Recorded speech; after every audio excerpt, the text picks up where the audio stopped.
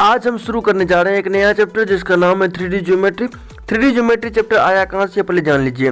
सबसे पहले straight line. Straight line अगर आप पढ़े होंगे तब आपको 3D ज्योमेट्री बहुत अच्छे से समझ में आएगा, नहीं भी पढ़े होंगे तब तो और बढ़िया से समझ में आएगा। मतलब 3D ज्योमेट्री में कोई ज़्यादा मेहनत नहीं है। सबसे पहले स्ट्रेट लाइन। स्ट्रेट लाइन में circle, ellipse, hyperbola, conic section के अंदर में भी ये सब आता है। सबसे पहले ये जान लीजिए स्ट्रेट लाइन के अंदर में कौन कौन चैप्टर आएगा। सर्कल, इलिप्स, हाइपरबोला, पैराबोला, उसका 3D ज्योमेट्री। ठीक है, ये तीनों चैप्टर। और उससे पहले ये जान लीजिए ये सारा चैप्टर जितना हमने लिखा है, स्ट्रेट लाइन, सर्कल, ये सारा जो है आपको पार्ट है कोऑर्डिनेट ज्योमेट्री का। ठीक है, उसके बाद इलिप्स, सर्कल, हाइपरबोला, पैराबोला, ये चारों को जो पार्ट है ये है कोनिक सेक्शन का। आपको एनसीईआरटी बुक में ये चारों को कोनिक सेक्शन में दे दिया है, उसको स्ट्रेट लाइन को अकेला बना दिया है, 3D ज्योमेट्री को अकेला बना दिया है। लेकिन जो हेल्पिंग बुक होता है मतलब रेफरेंस बुक, इसमें हर चैप्टर को जो है जितना भी है पैराबोला, हाइपरबोला, सबका एक पर्सनल चैप्टर बनाया है। तो कोऑर्डिनेट ज्योमेट्री के अंदर में ये सारा कुछ आ गया। इतना कुछ तो आप समझ गए होंगे। मतलब कि एक बार फिर से मैं बताता हूँ, स्ट्रेट लाइन एक अकेला चैप्टर है, ये सारा कोनिक सेक्शन के अंदर में आ गया। 3D ज्योमेट्री अलग है। ठीक है, 3D ज्योमेट्री में आप क्या क्या पढ़ना ये जान लीजिए। 3D ज्योमेट्री में हमको पढ़ना है सबसे पहले डिस्टेंस फार्मूला के बारे में। ठीक है, डिस्टेंस फार्मूला जानने के बाद हमको पढ़ना होगा section formula. Distance formula, section formula, ये तो फार्मूला के बारे में पढ़ना होगा। ठीक है, डिस्टेंस फार्मूला क्या होता है और सेक्शन फार्मूला क्या होता है। इससे पहले हम ये आपको बता देना चाहते हैं 3D का नाम पड़ा इसका क्योंकि इसमें 3 डायमेंशन है, x dimension, y dimension, z, यानी कि इसको 3 डायरेक्शन है। जैसे कि 2D ज्योमेट्री जो हम लोग पढ़े थे कोऑर्डिनेट ज्योमेट्री, उसमें सिर्फ एक्स वाई होता था, लेकिन इसमें एक्स वाई जेड तीनों होगा।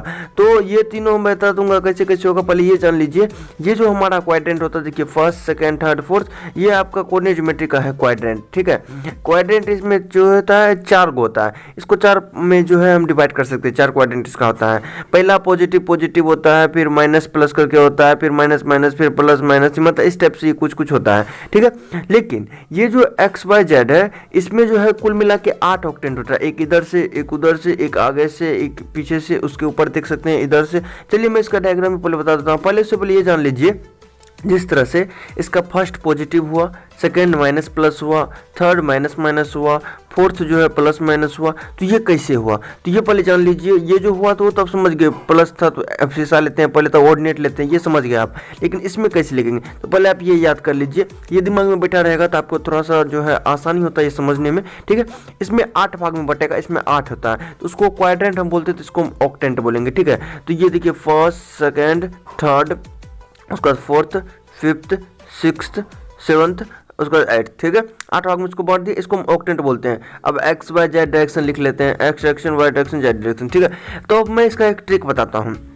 जो फर्स्ट क्वाड्रेंट होगा मतलब 1 से लेके 4 तक, वो सेम टू सेम क्वाड्रेंट जैसा ही जो है वो रिपीट होता है। देखिए फर्स्ट में प्लस प्लस, क्वाड्रेंट में भी प्लस प्लस, सेकंड में माइनस प्लस, उसमें भी माइनस प्लस, थर्ड में माइनस माइनस, उसमें भी माइनस माइनस, फोर्थ में प्लस माइनस, उसमें भी माइनस माइनस। और उसका देखिए 5 से फिर से यही रिपीट हो गया, यानी कि कोई ज़्यादा मुश्किल वाली बात नहीं। और जेड में क्या आता है, पहला 4 पॉजिटिव और फिर बाद वाला 4 जो है वो नेगेटिव। देखिए फर्स्ट वाला जो है डायरेक्ट रिपीट हो रहा है, एक वाला जो है 5 से, फिर 6 से, फिर 2 वाला 6 से, फिर 3 वाला 7 से, फिर 4 वाला 8 से, मतलब इस टाइप से कुछ है। ठीक है, इतना बात आप समझ गए। अब हमको लगता है इसमें आपको कोई दिक्कत नहीं होगा, ये आप ट्रिक दिमाग में रख लीजिएगा तब आपको कुछ नहीं होने वाला है। अब देखिए आपका जो है ये मैं समझाता हूँ कई स्टेप्स होता है। पहले चलिए हम एक जो है क्यूबर्ड बना लेते हैं ताकि आपको समझाने में हमको आसानी मिल सके 8 भाग में ये कैसे बढ़ता है। ठीक है, देखिए स्टेप्स हम पहले बना लिए। अब देखिए इधर से ले लेते हैं, हाँ ठीक है। अब देखिए क्या करेंगे, इधर से ऊपर से ले लेते हैं, हो गया। अब देखिए 1 2, हाँ ठीक है। हाँ अब देखिए इतना कुछ होने के बाद वो जो है बीच में तो टेढ़ा हो गया, उसको सीधा कर लेते हैं, सीधा हो जाए, हाँ हाँ हो गया। ठीक है, अब देखिए उसको मिलाते हैं, हाँ मिल गया। अब गिनिए क्या हुआ है, 8 गो का, 1 2 3 4 5 6 7 8 हो गया ना।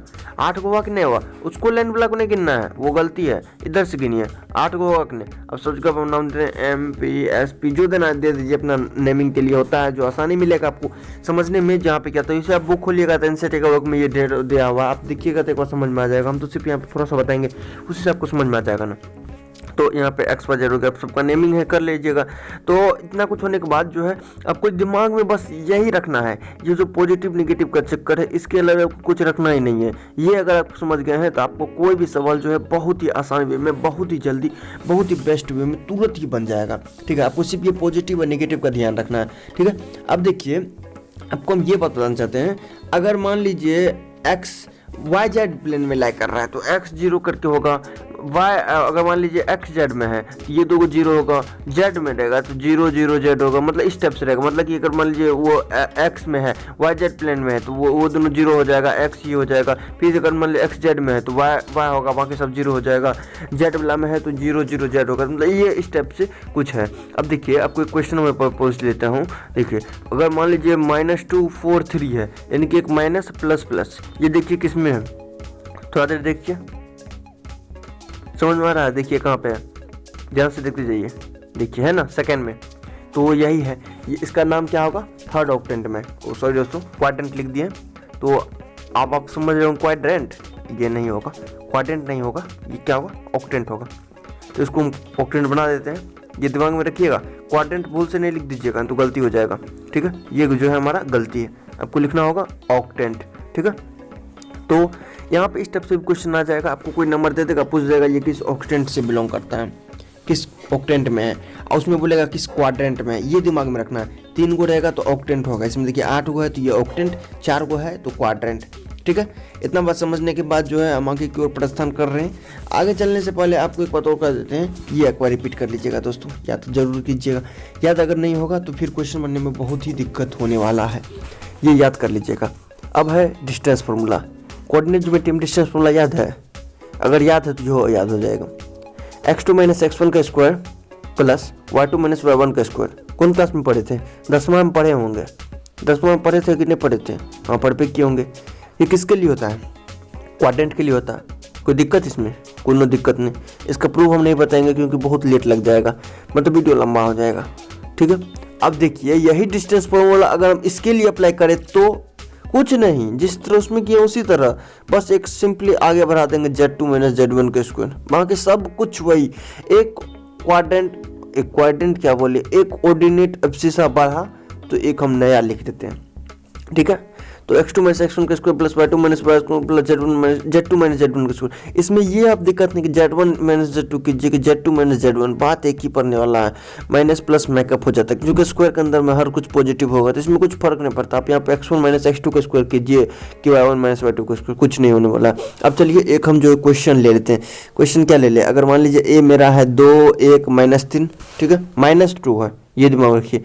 ये आप देख लीजिए किस में है, देखिए तो किस में है, माइनस प्लस माइनस 6 में है, देखिए ध्यान से देखिए 6 ऑक्टेंट में। अब बी है 4 3 माइनस, ये किस में है, देखिए प्लस प्लस और उसके बाद माइनस किस में है, देखिए ध्यान से 5 में है। अब जो है ए हमको इतना दिया हुआ है और बी जो हमको इतना दिया हुआ है, तो ए और बी के बीच का दूरी क्या हुआ है, ये देखिए 4 -2 यानी कि x2 - x1 का स्क्वायर हम कर रहे हैं, ठीक है। उसको तो y2 - y1 का स्क्वायर कर रहे हैं, प्लस अब देखिए z2 और उसको माइनस z1 का स्क्वायर, ठीक है, ठीक है। देखिए इतना कुछ होने के बाद जो है अब इसका हम कुछ भी करेंगे तोड़ जोड़ के जो हमको निकले, तो अब आपको मैं सिंपली आंसर ही बता देता हूँ। तो इसका आंसर जो है सिंपली रूट के अंदर में जो है क्या निकलेगा, देखिए 6 का स्क्वायर, उसके बाद फिर 2 का स्क्वायर, उसके बाद फिर क्या होगा, देखिए क्या होगा, -3 का स्क्वायर। अब इसका जोड़ी क्या होगा, एक 36 हो जाएगा, फिर 4 40 हो जाएगा, फिर 9 यानी 49 हो जाएगा। ये क्या हो गया 7, इसका नाम निकल गया 7 यूनिट। अगर आपको सेंटीमीटर मीटर नहीं दिया हुआ तो यूनिट लिखना जरूरी है, अगर यूनिट नहीं लिखिएगा तो मार्क जरूर कटेगा, ठीक है। यूनिट लिखना जरूरी है, नहीं कुछ है तो यूनिट लिख दीजिए, काम बन जाएगा।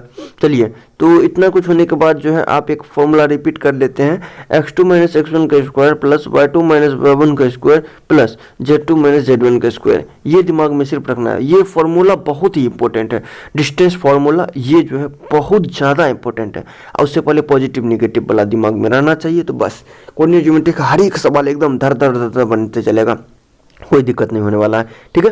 तो इतना होने के बाद जो है अब हम बात करते हैं कोलिनियर केस का, यानी कि ये जो है 3-4 केस दे देगा जो ये करना है। तो कोलिनियर का केस क्या होता है, AB + BC = AC, यानी कि आपको बोलेगा 3 पॉइंट दे देगा, कहेगा क्या ये कोलिनियर है, तो आपको प्रूव करना है। तो आप क्या कीजिएगा, AB में कुछ कोऑर्डिनेट दिया रहेगा, BC में क्या दे रहा है और AC में कुछ दे रहेगा, तो आपको क्या करना होगा, सबका डिस्टेंस निकाल लेना है, और AB का डिस्टेंस और BC का डिस्टेंस अगर AC का डिस्टेंस के बराबर आ जाए तो ये जो है आपको कोलिनियर हो गया। इसको अब जो है सेक्शन फार्मूला से प्रूव कर सकते हैं, लेकिन उससे पहले सेक्शन फार्मूला तो जान लीजिए। सेक्शन फार्मूला क्या पढ़े थे आप कोऑर्डिनेट ज्योमेट्री में, 10th में क्या पढ़े थे, कुछ तो पढ़े होंगे ना। सिंपली से आप क्या पढ़े होंगे, m1 x2 करके कुछ भी, n x2 m plus n, m minus n, इस टाइप से कुछ तो बने होंगे। तो आप जो है सबसे पहले ये जान लीजिए, ये जो है सेक्शन फॉर्मूला आप 10th में जो पढ़े तो ये आपको पता ही होगा, m1x2 plus nx1 m s one, इस टाइप से मतलब कुछ कुछ था।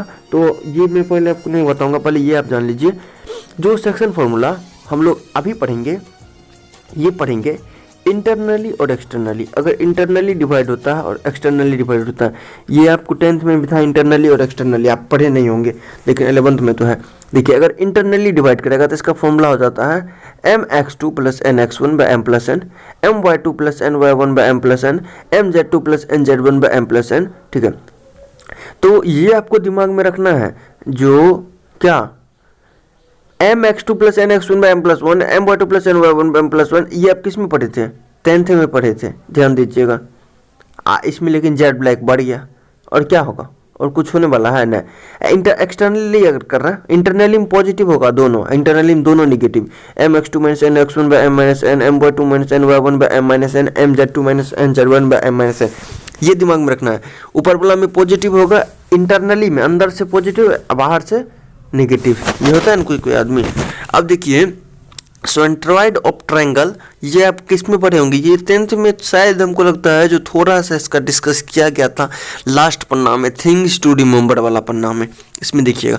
तो सेंट्रॉइड ऑफ ट्रायंगल का फॉर्मूला कुछ नहीं होता है, x1 plus x2 bye 3 plus y1, मतलब कोमा लगा के y1 प्लस y2। अगर y इक्वल टू ये, x इक्वल टू ये हो जाएगा, y इक्वल टू ये हो जाएगा, z इक्वल टू ये हो जाएगा, z1 plus z2 by z3 by 3, y1 plus y2 plus y3 by 3, x1 plus x2 plus x3 by 3, ये हो जाएगा। ठीक है, तीनों का सम बटे 3, तीनों का सम बटे 3, तीनों का सम बटे 3, ये सब जो है x के बराबर हो जाएगा, y के बराबर हो जाएगा, z के बराबर हो जाएगा। तो ये जो है, इससे पहले हम कुछ बताएं, पहले एक बार क्वेश्चन हम बता दें। चलिए, अगर मान लीजिए p हमको दे दिया है 5, 4 और 2, p कितना दे है? 5, 4, 2, और q कितना दिया हुआ है? -1, -2, 4। ठीक है, अगर इसको हम बोलते इसका रेशियो कितना है, कितना मानिएगा? 2:3 मान ले, तो मानिए लिए। अगर मान लीजिए इंटरनली डिवाइड कर रहे हैं, कौन फॉर्मूला लगेगा? ऊपर का वाला लगेगा। अभी इसको देख के डिस्कस कर रहे हैं।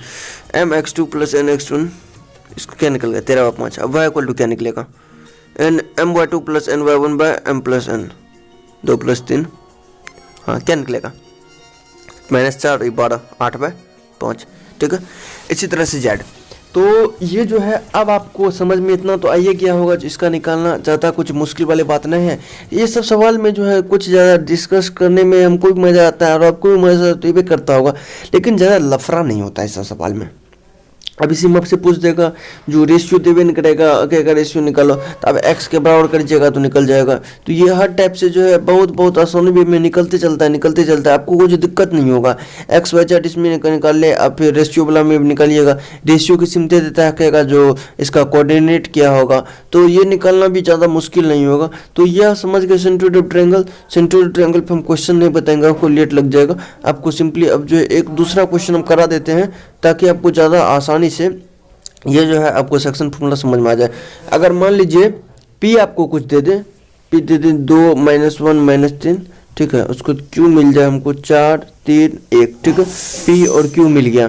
तो p q मिलने के बाद जो है, अब देखिए क्या हम करेंगे, p और q, अब इसमें जो है हमको दे दिया गया डिवाइडेड पॉइंट, यानी कि पॉइंट जो है डिवाइड हो रहा है, यानी कि रेशियो दिया हुआ है 20/7, 5/7, 15/7। ठीक है, ये रेशियो नहीं है, डिवाइडेड पॉइंट। ये वो जो x y z निकाले था, अब रेशियो पूछ रहा है, तब देखिए क्या कीजिएगा, किसी को भी बराबर कर दीजिए ना, x के बराबर इसको कर दीजिए। लेट पहले रेशियो मान लीजिए k:1, रेशियो मान लीजिए k:1।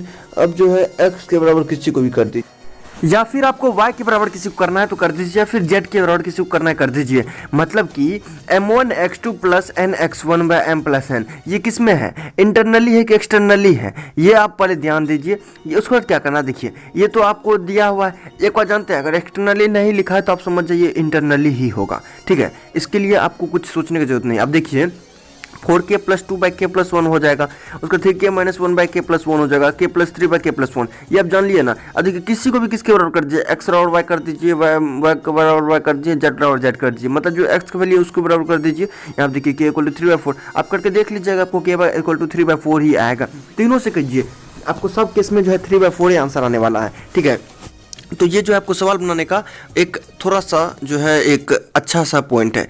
एक देख लीजिए, अगर वाई जेड प्लेन में लाई कर रहा है कोई चीज़ तो एक्स जो हैगा वो जीरो होगा। ठीक है, अगर वाई जेड प्लेन में लाई कर रहा है तो कोई जो है वो जो होगा वो एक्स जो होगा वो जीरो ही होगा। अगर एक्स जेड प्लेन में लाई कर रहा है तो वाई जो होगा वो जीरो होगा।